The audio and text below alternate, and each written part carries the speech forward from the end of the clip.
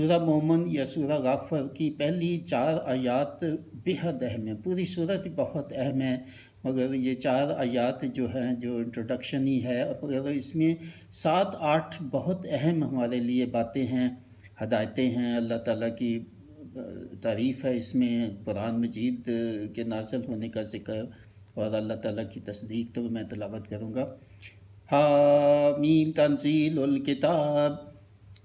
الکتاب من اللہ العزیز العلیم غافر الذنب وقابل التوب شدید العقاب ذی الطول لا الہ الا ہو الیہ المصیر ما یجادل فی آیات اللہ الا الذین کفروا فلا یغررک تقلبہم فی البلاد۔ اس کا ترجمہ: حامیم، یہ کتاب اتارنا ہے اللہ کی طرف